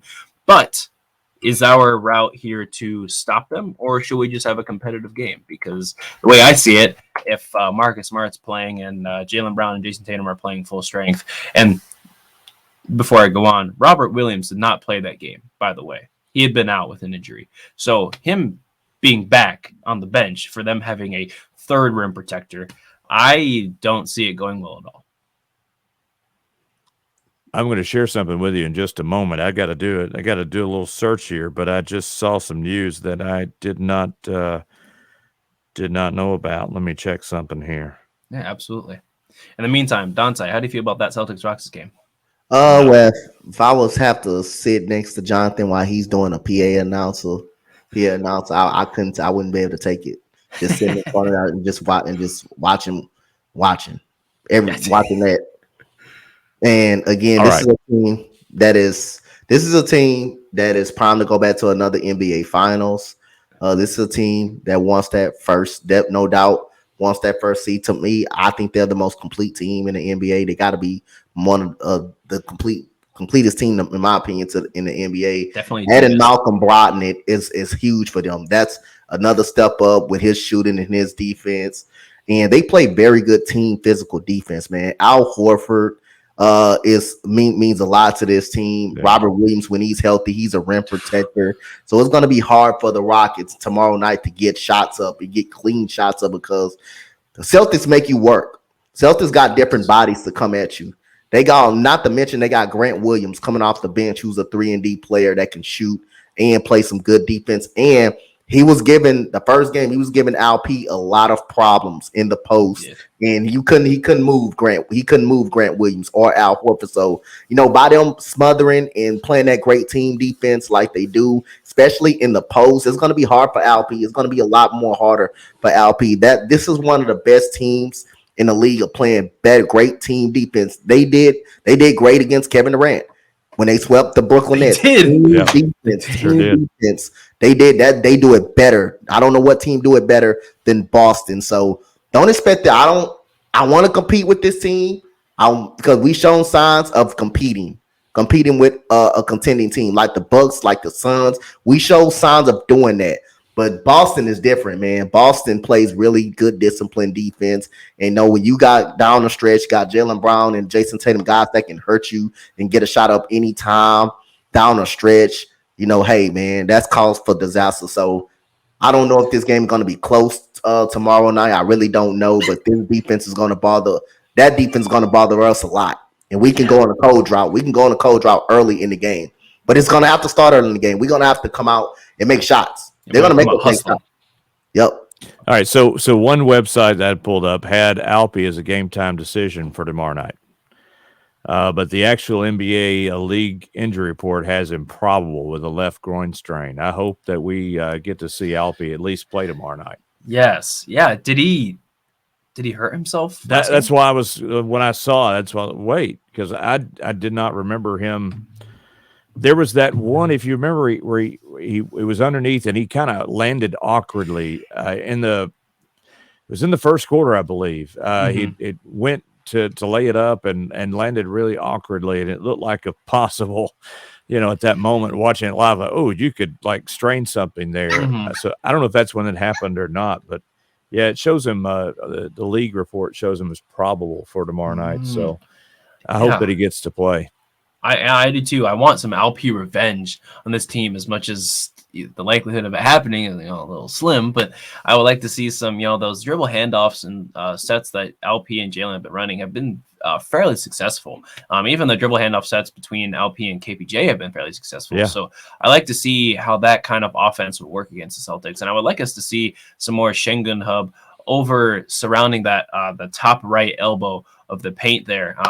Because based on how usually teams throw that 3-2 zone against us, it usually revolves more. Correct me if I'm wrong, Jonathan. More towards that right side of the field, and I'd like to see how we can attempt to break it. I mean, if we throw, let's say, I don't know, Tari out there, our sharpshooter, see how they handle that between Tari and Grant Williams. That's going to be a fun little battle there. Jaylen Brown and Jalen Green, that's going to be fun.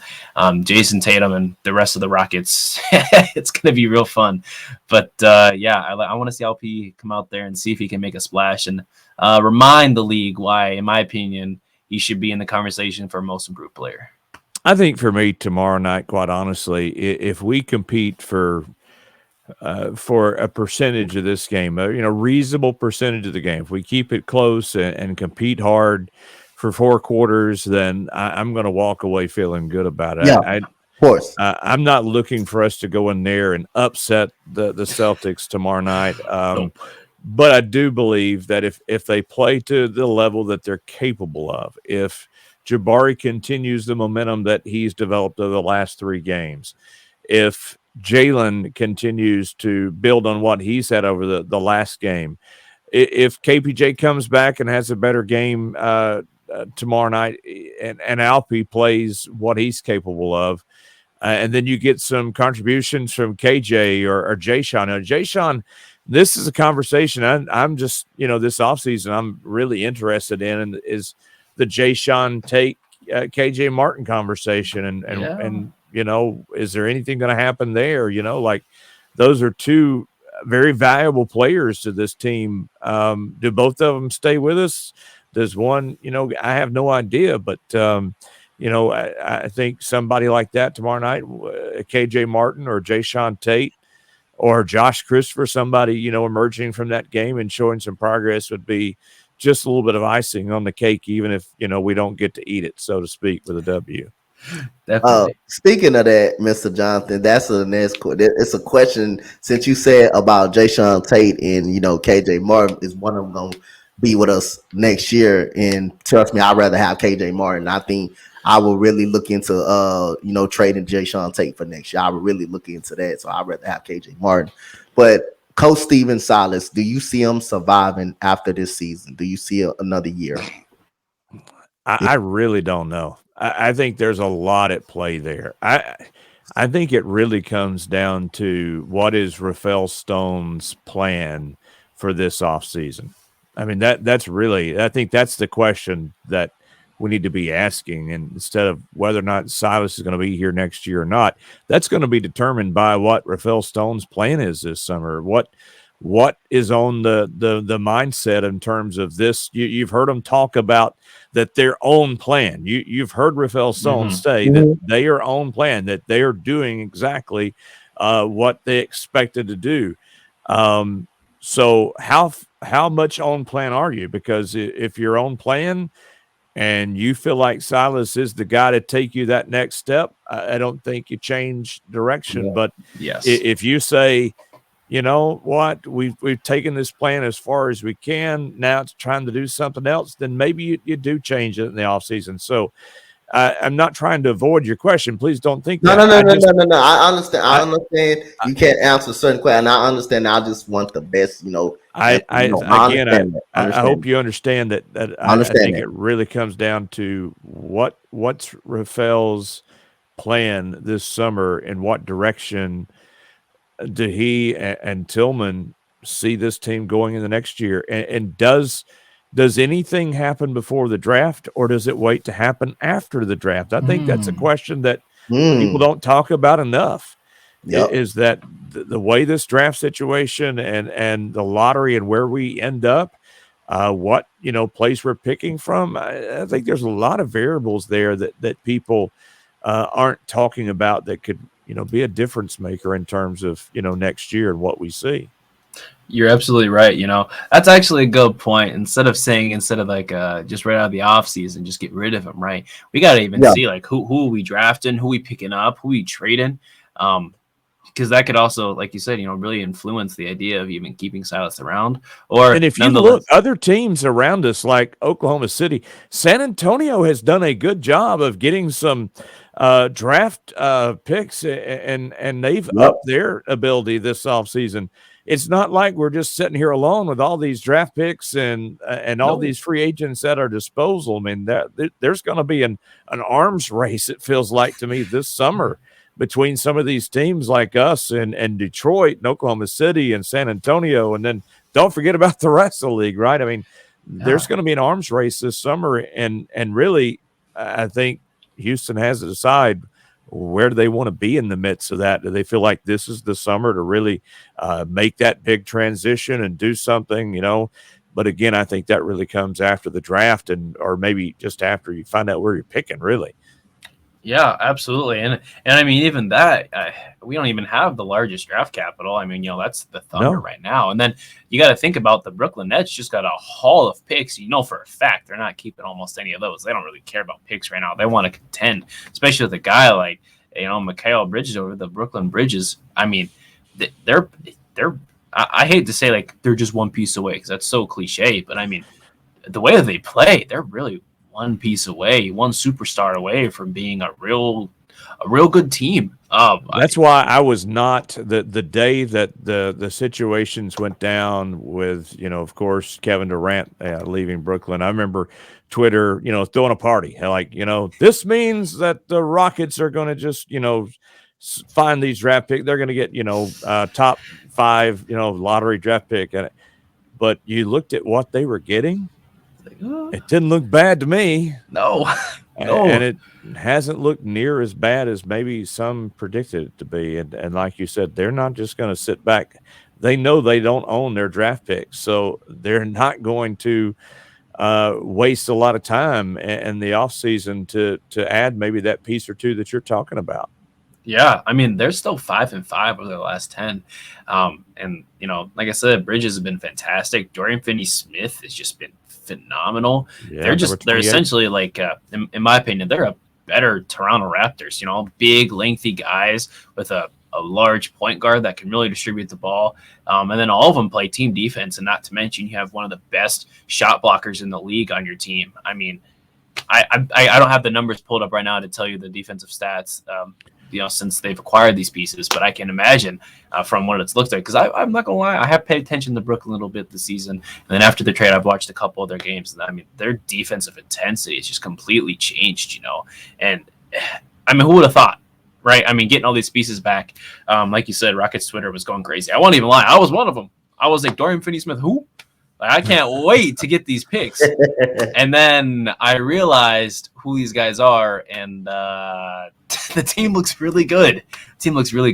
So I feel like that they are the they tease Rocket fans a lot. Like last year, if you remember when things kind of started unraveling, and Harden and they're gonna just melt away, and it's like they've kind of teased Rockets fans like, here we go, we're gonna dangling fall the carrot. We're going to fall apart, and you're going to get – and then next thing you know, well, they're not that bad after all. Yep. See, something I would like to see is before we go too much farther is, like, those Brooklyn Nets picks, like, they're good in theory, right? That was kind of the idea of it was, like, further down the line, like, cool, we'll probably get a top 15 whatever pick, almost guaranteed. Well, way it's looking now, I don't know so much about that. I would like them to see, you know, like during those trades with Kevin Durant leaving, I really feel like we should have used some of that draft capital to say, oh, look, they don't have Kevin Durant and Kyrie anymore. Let's go get this guy, you know, or trade that pick for a couple first rounders from somebody else. You know, just the value of it on the table, on paper right there was much better than what they are right now in this moment, you know. Yeah, either you believe that draft capital, that value is going to increase, or you think it's going to decrease. And if you think it's going to decrease, there's no better time than to sell high, right? Yes. So maybe they believe something different there. But you bring up a great point. Yeah. Only time will tell, right, guys? Yeah. Oh, I'd say that's almost it for the pod. I feel like we've talked quite a lot about everything we need to talk about today. We've really, really hit home on those games, which is what I thought was pretty important. And then we really talked about the Jabari Smith aspect of it, which, again, love how well he's been playing these last couple games, especially since even the All-Star break. He's just played better, more efficient. I like getting him more involved. I love it too. I mean, that was like for him as a number 3 overall pick to me. I mean, people, you got him. I'm not going by about everybody saying that. Oh, he's already a bust. Who would you rather? We wasn't getting Pablo Banchero anyway. We know Pablo Banchero was the best player coming up out of the draft. He can do more things. He can put the ball on the floor. He can. He's got crazy athleticism, create his own shot. So we knew projectively he was going to actually be a better player than Jabari Smith Jr. But again, the way he was playing, the way he's shooting the ball this year, and it didn't translate right now as the NBA. It's good that you seeing him knocking down these open 3-pointers when he had open 3-pointers all this year and did not have a chance to capitalize on them.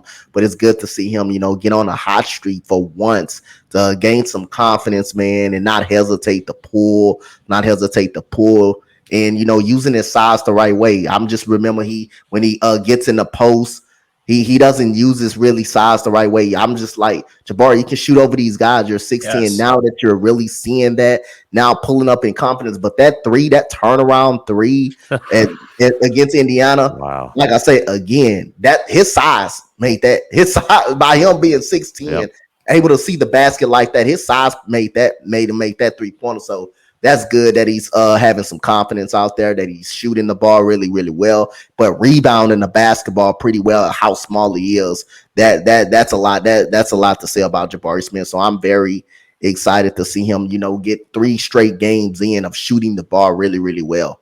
Yes. I'd like to see him come out tomorrow night against Boston the same way that he came out against Chicago. If you remember, he got down he did the turnaround jumper there, and I mean, when he hit that shot, I don't know if you saw it on the broadcast. I could see it right away. The smile on his face was a mile wide. Like, all right, I feel this, and we need that for him.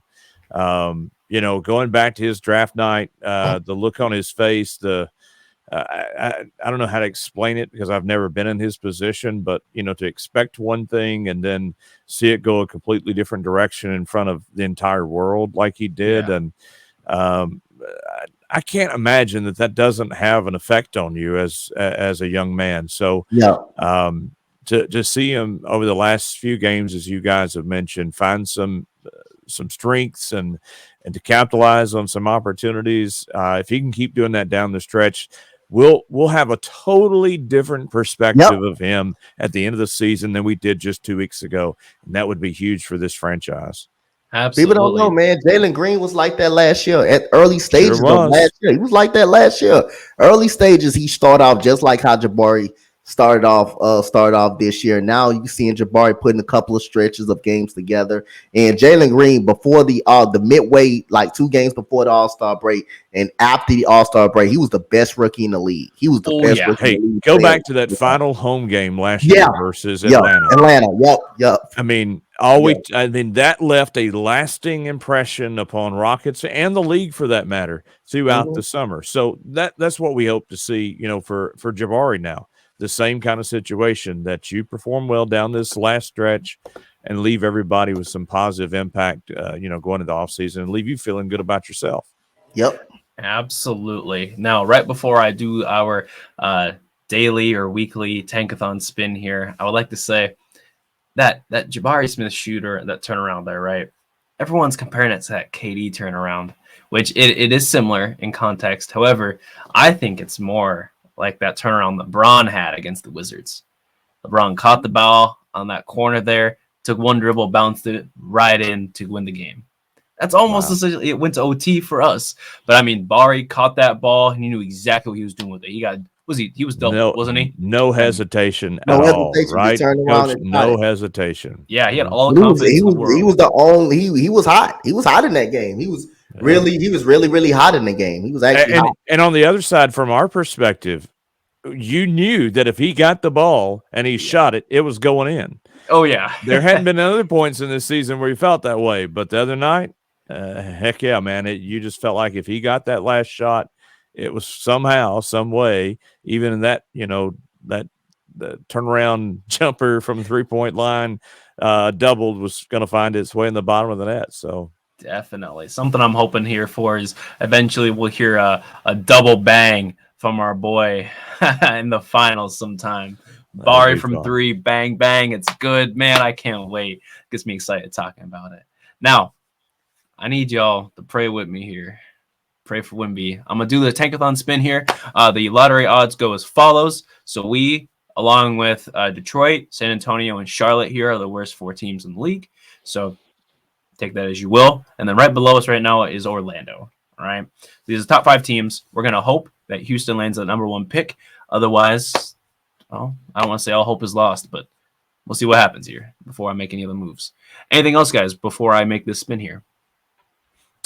Hey, thank you guys for allowing me to be part of this. I've had a lot of fun with you guys tonight. And a lot of fun with you, man. Feels like a barbershop. Just feels like we're sitting in a barbershop. Yes. That's what cool we for want, me. man. Is the home vibe. We just want to come out here and chill and talk facts. That's what we about. All right. Oh, yes. Okay. So, Houston, we get the number 1 pick. That's 2 times in a row in this pod. We've had the number 1 pick back to back. It's nice to see us. We haven't gone back to back since 94 and 95. So it's good to have some positivity up in here. But yeah, so it goes as follows for this top 5 picks. It's us. OKC jumps up 11 spots to the number 2. Wow. Detroit goes down to number 3. Washington jumps up to number 4, and San Antonio jumps down to number 5. So, in all honesty, I won't be mad. I would be a little upset if OKC got rewarded, despite their fantastic season, rewarded with Scoot Henderson. Scoot Henderson and Shea would be that would be dirty. That would be brutal. But most definitely giving us Victor at that point. I don't really care what it is. If we get the number 1 pick, I'll be happy. I'll be as sweet. You're like, as we get the number 1 pick, forget everything else. You don't care anymore. Yeah. Absolutely. Absolutely. All right, guys. I think that's going to do it today. So if you guys would like to follow us and see what's up with more of us, you can follow this podcast here on Twitter at BlackOwn713. That's for Twitter here. You can also follow me at drip2ps_God at Twitter and Instagram. Dante, let them know where they can find you. Jonathan, let them know where we can find you guys. You can find me on Twitter at Coach Dante31. Find me on Instagram, Coach Dante31. On YouTube, Coach Dante31. Coach Dante. Yeah, Twitter, Instagram. You can find me at the THEJSANFORD. Awesome, man. Thank you again, Mr. Sanford, for coming on today. We cannot express the elativeness we have here for having someone of your stature on our podcast and being able to talk. Someone who's been inside the stadium up and close and talking with these guys just means the world to us, and it's going to mean the world to the community as well. So thank you for coming on today. My honor, guys, my privilege, and appreciate you guys very much for keeping that Rocket spirit alive. Yes, sir. We try out here, man. So let us know in the comments below, guys. Like the pod and let us know your guys' support for Jonathan down low. Just give him a good high five, a heads up, a handshake, whatever you got to do. Be sure to subscribe. Yeah, for real. Give it a hands up. Please, yes, subscribe. Subscribe to the channel here and share us around. Thank you, guys, and have a good one. See you.